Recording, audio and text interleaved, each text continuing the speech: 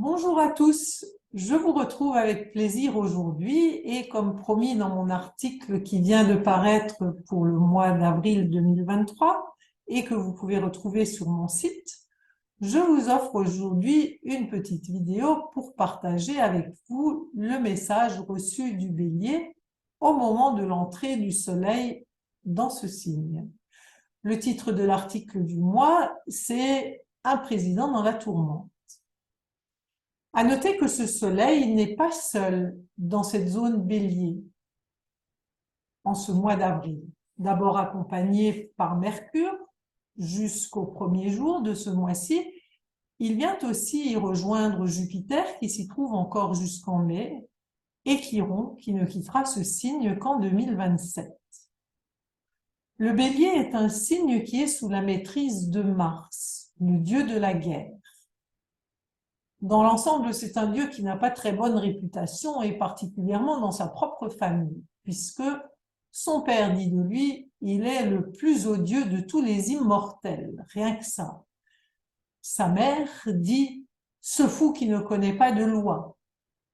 Et ce fou furieux, ce mal incarné, cette tête à l'évent, renchérit sa sœur Athéna. Mars aime la guerre pour elle-même. Il se complaît au pillage, il se réjouit du carnage, il aime se baigner dans le sang. Il s'abreuve même du sang des hommes, dit Échille. Par son étymologie, le nom grec de Mars, Arès, se rattacherait à une racine signifiant malheur. Et son nom est utilisé par Homère comme synonyme de bataille. Armé du casque, de la cuirasse, du bouclier, de la lance, de l'épée, il est énorme, il a une taille surhumaine, il use une force brutale, il pousse des cris terribles. Mais ça ne l'empêche pas d'être souvent lâche aussi. Eris, la discorde, est sa sœur. Les Amazones, ces chasseresses belliqueuses et souvent cruelles, sont ses filles. Et avec Vénus, il a engendré Déimos et Phobos, la terreur et la crainte. Voilà un portrait qui n'est pas hyper réjouissant ni pacifique. Mais avouons que Mars semble assez présent chez nous depuis 3 ans. Alors que notre pays est en grande tension, une tension entretenue par des discours et des actions présidentielles souvent guerriers. La prétendue guerre contre le Covid s'est transformée assez vite en guerre contre les non-vaccinés pour leur remise en cause d'une politique de santé qui pourtant avait tout pour poser question. Puis est arrivée une vraie guerre, officiellement entre Russie et Ukraine, mais dont les enjeux dépassent amplement ces deux pays et dont l'origine remonte en réalité à près d'une décennie, notamment elle remonte aux accords de Minsk qui n'ont volontairement, hélas, pas été respectés. Et à peu près rien n'a été fait et n'est encore fait par l'Occident pour tenter d'apaiser les tensions. Et puis, ces derniers temps, nous constatons que la guerre annoncée en 2020 comme étant une guerre contre le Covid ne constituait finalement que les prémices d'une guerre contre le peuple tout entier. Ce, avec une réforme des retraites refusée par 95% des actifs, c'est-à-dire par 95% des personnes concernées, mais imposée de force par le gouvernement à grand renfort de 49.3 et d'une police pour le moins répressive ces derniers temps. D'où l'explosion d'une colère très martienne d'un peuple après un long temps de sidération et de soumission. Voilà donc le Mars du Bélier le plus sombre dans toute sa splendeur guerrière. Pourtant, ce même Mars est aussi dieu de la jeunesse, puisqu'il guide les jeunes hors de la ville au printemps, au mois de mars justement, mois du Bélier, pour les aider à fonder de nouvelles villes. c'est-à-dire en fait pour construire leur vie, pour s'établir, pour exister de manière indépendante. En effet, chez les Sabins, on désignait une classe de jeunes gens que l'on consacrait à Mars et qui, comme un essaim quittant une vieille ruche, allaient chercher fortune ailleurs en fondant une nouvelle ville. On appelait ça le printemps sacré. Et puis même, il existe une légende qui fait naître Mars grâce à l'intervention d'une fleur magique dont le simple attouchement rendait une femme féconde. En l'occurrence, il s'agit ici d'Héra, l'épouse de Zeus, qui voulait concevoir un enfant sans l'intervention de son époux.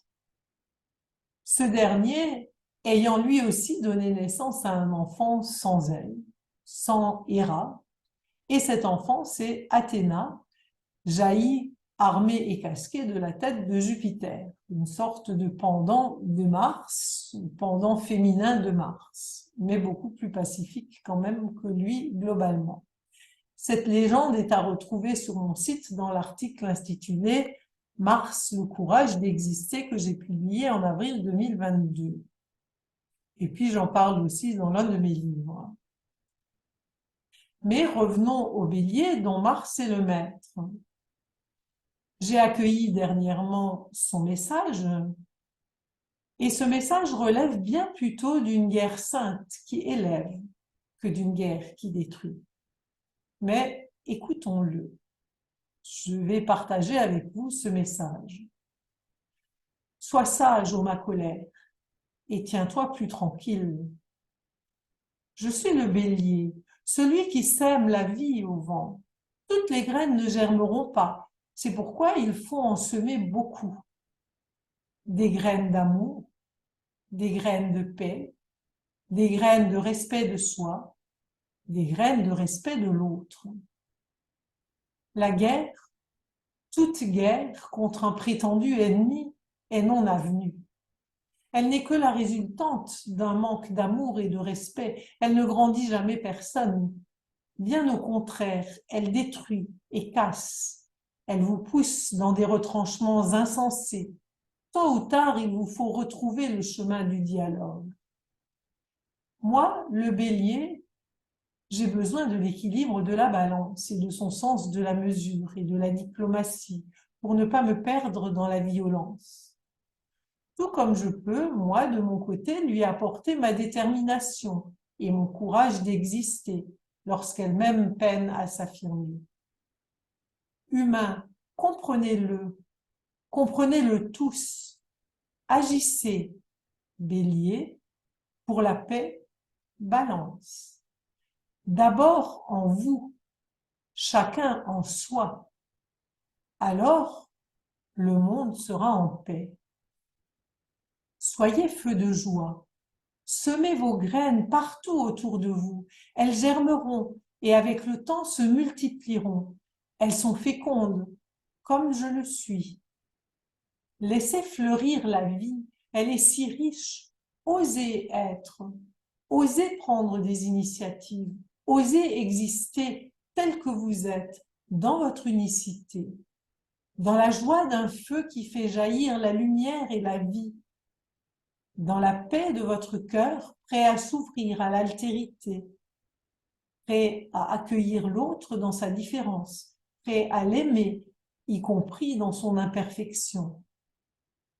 S'il est une guerre qui mérite d'être menée, une seule et unique, c'est celle-ci. C'est cette guerre qui se déroule en vous, qui vous entraînera vers la paix de l'âme et qui nous conduira tous ensemble vers la paix du monde. Voilà donc ce message offert par le Bélier que je partage avec vous parce que je pense qu'il mérite d'être diffusé. Je vous laisse maintenant avec ce message de paix, résultante d'une guerre sainte intérieure.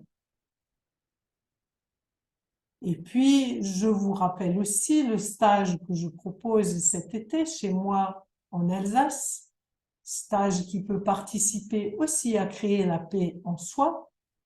puisque c'est un stage qui allie le travail sur soi, des méditations astrologiques et un enseignement, le tout autour des transits du moment des planètes lentes, c'est-à-dire des opportunités du moment, entre autres le transit de Saturne qui vient d'entrer en Poisson et y accompagner Neptune, également celui de Pluton qui est en train de faire une incursion en Verseau, ce qui change donc l'atmosphère collective. Et puis nous irons aussi à la rencontre de Chiron qui est toujours en Bélier et qui ne demande qu'à nous aider, qu'à nous guérir, nous et le monde, de toutes les dérives guerrières de ce signe. Et puis nous irons également à la rencontre d'Uranus en Taureau actuellement encore, occasion donc toujours présente de spiritualiser la matière et surtout notre rapport à la matière. N'hésitez pas à me contacter si vous êtes intéressé. Si cette vidéo vous a plu et que son message vous aide, n'hésitez pas à la partager, à vous abonner, à cliquer sur le petit pouce bleu, à laisser un commentaire. Ça peut aider à la diffuser plus largement, à la faire connaître. Merci d'avance et à bientôt. Et si le cœur vous en dit, sachez que j'ai publié 2 livres, peut-être que vous le savez déjà, et je ne peux que vous inviter à les acheter parce qu'ils nous parlent aussi de tout ce que peut apporter le travail intérieur lorsque nous sommes à l'écoute de nos profondeurs, travail qui nous permet d'apaiser les choses en nous. Voilà, à bientôt. Au revoir.